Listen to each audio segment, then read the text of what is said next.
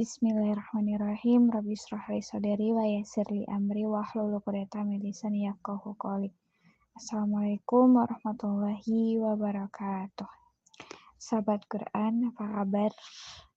Semoga kita sehat dan makin istiqomah di jalan Allah Subhanahu wa taala. Amin ya rabbal alamin. Ikhwah fillah, pada bab sebelumnya kita telah membahas terkait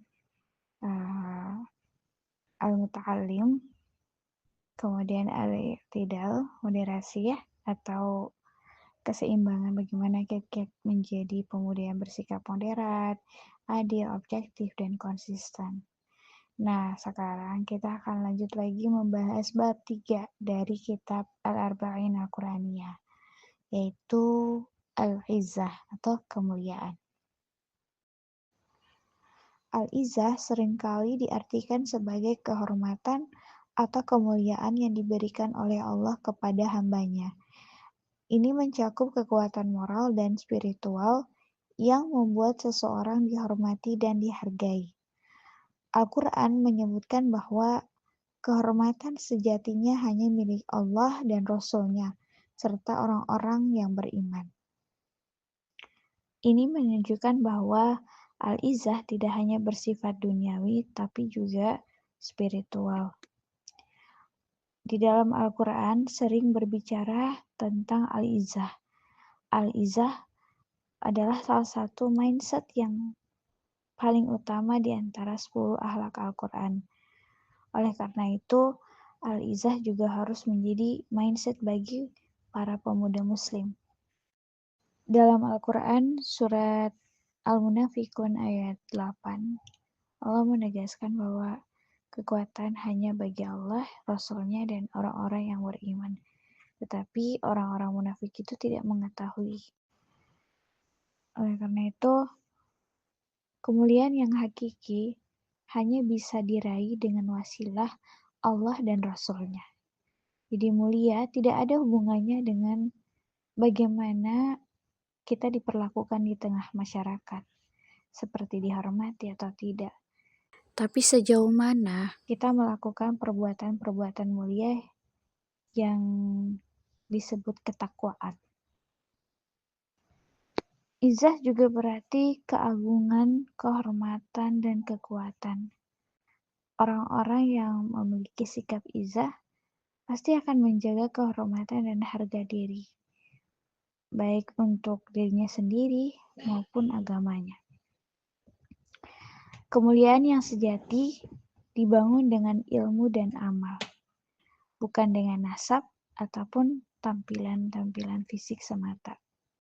Di Quran surat Al-Imran ayat 139, Allah Subhanahu wa taala berfirman, "Janganlah kamu merasa lemah dan jangan pula bersedih hati, padahal kamu paling tinggi derajatnya jika kamu orang-orang yang beriman."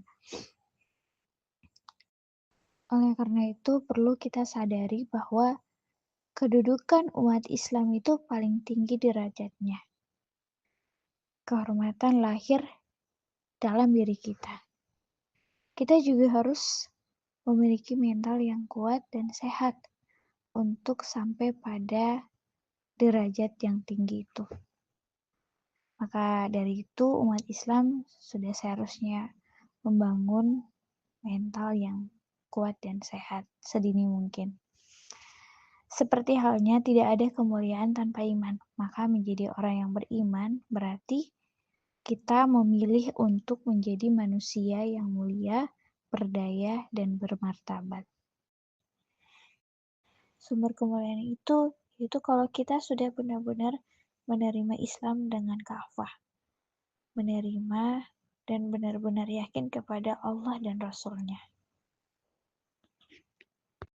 Kemuliaan dan keimanan saling melengkapi dan memperkuat satu sama lain. Keimanan yang kuat menghasilkan tindakan yang mulia, sementara kemuliaan dalam tindakan memperkuat keimanan.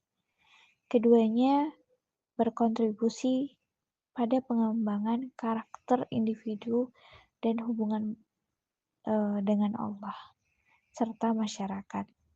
Dalam konteks ini ya, kemuliaan bukan hanya tentang status atau pengakuan, tetapi lebih kepada kualitas moral, spiritual yang dihasilkan dari keimanan yang tulus. Oleh karena itu, umat Islam harus menjadi pionir yang terdepan dalam menegakkan dan membela nilai-nilai kemanusiaan yang sejalan dengan nilai-nilai Al-Quran. Karena kemuliaan dan keimanan adalah dua hal yang tidak bisa dipisahkan.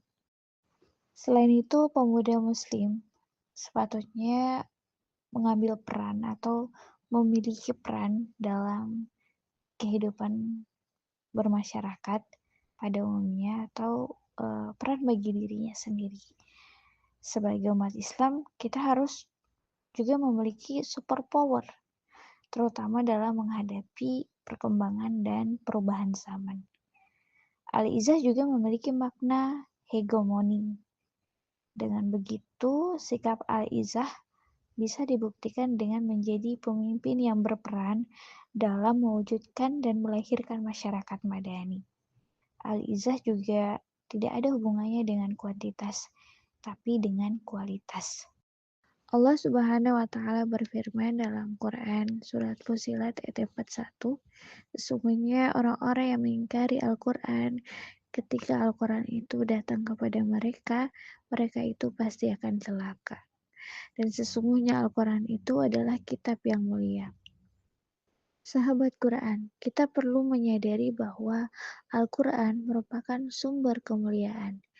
Dari ayat yang tadi saya bacakan, kita perlu mengambil pelajaran bahwa sumber kemuliaan itu adalah Al-Quran. Bahwa seandainya Al-Quran dikufuri, Al-Quran tetap mulia. Nah, tugas utama kita mengajarkan umat memuliakan Al-Quran. Karena realitanya, banyak umat yang tidak paham bagaimana cara memuliakan Al-Quran. Padahal, senjata utama untuk membangun umat muslim yang mulia dan bermartabat adalah kitab suci Al-Quran. Selanjutnya, sikap yang perlu dimiliki oleh pemuda muslim yaitu jujur. Jujur adalah salah satu karakter yang seharusnya dimiliki oleh setiap orang. Melaksanakan kejujuran adalah merupakan perintah dari Allah Subhanahu wa taala. Orang yang memiliki sikap al-izzah tentu bisa kita lihat dengan ia memiliki sikap yang jujur. Itu sebabnya umat manusia harus senantiasa berperilaku jujur dalam setiap segala aktivitas. Bahkan sikap jujur telah dicontohi oleh suri teladan terbaik kita yaitu Nabi Muhammad SAW hingga beliau memperoleh gelar Al-Amin. Dan berikut, Al-Izzah juga bisa dibuktikan dengan memiliki idealisme. Seorang pemuda muslim ya seharusnya mempunyai idealisme. Karena semakin bertambah usia, punya pemikiran yang idealis itu semakin susah. Memiliki sifat idealisme sangat penting dalam membentuk karakter dan arah hidup seseorang. Sifat ini tidak hanya memberikan motivasi dan tujuan, tapi juga mendorong individu untuk berkontribusi pada masyarakat dan menciptakan perubahan positif. Dalam dunia yang sering kali dipenuhi dengan tantangan dan ketidakpastian, idealisme menjadi pendorong yang kuat untuk mencapai kebaikan dan keadilan. Oleh karena itu, idealisme tidak boleh hilang dari diri seseorang hingga kapanpun. Tanpa idealisme, maka seseorang akan kehilangan jati dirinya. Idealisme bisa luntur, berkurang, dan bahkan bisa juga hilang. Padahal orang-orang yang kehilangan idealisme sebenarnya tidak layak menjadi pemimpin. Sahabat Quran, demikian pembahasan singkat kitab Al-Arba'in Al-Quraniyah bab 3. Setiap tutur kata yang keluar dari insan biasa seperti saya sejatinya tak luput dari khilaf. Oleh karena itu, untuk menutup kajian kita pada bab ketiga ini, saya memohon ampunan pada Allah Subhanahu wa Ta'ala, karena sejatinya kesempurnaan hanya miliknya. Wallahu a'lam, unzur maqala wa la tanzur man qala. Astabiqul khairat, innallaha ma'ana, wallahu muwafiq ila muthoriq. Wassalamualaikum warahmatullahi wabarakatuh.